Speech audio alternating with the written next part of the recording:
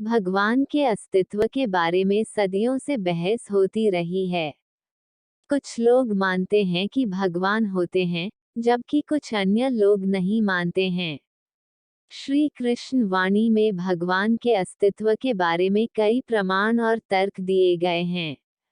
इन प्रमाणों और तर्कों को ध्यान में रखते हुए ये स्पष्ट हो जाता है कि भगवान होते हैं।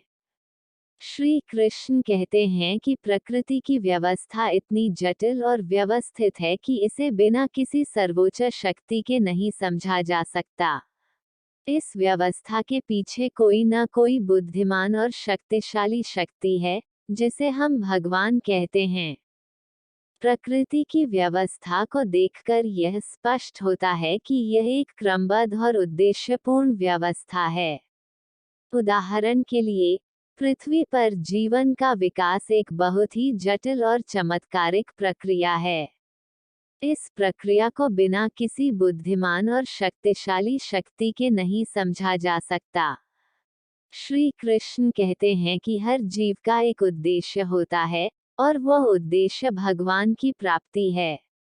जब तक हम भगवान को नहीं पाते, तब तक हमारा जीवन अधूरा है।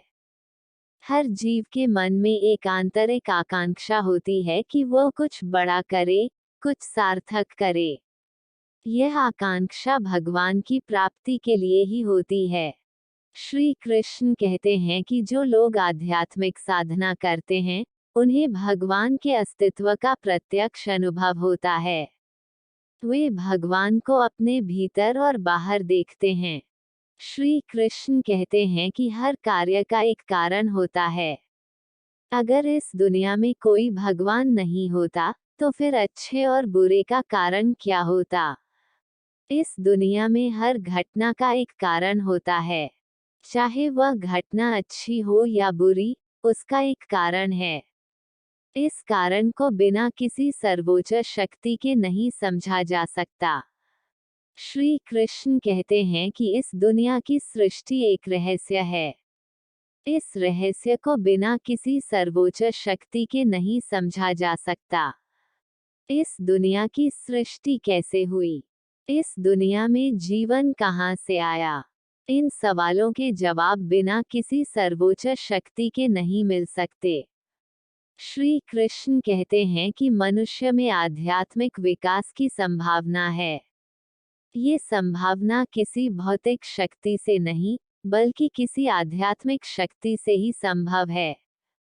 मनुष्य के मन में आध्यात्मिक विकास की एक आंतरिक इच्छा होती है। यह इच्छा भगवान की शक्ति से ही संभव है। श्री कृष्ण वाणी में भगवान के अस्तित्व के बारे में जो प्रमाण और तर्क दिए गए हैं, वे बहुत ही शक्तिशाली और आश्वस्त करने वाले हैं। इन प्रमाणों और तर्कों से यह स्पष्ट होता है कि भगवान का अस्तित्व है।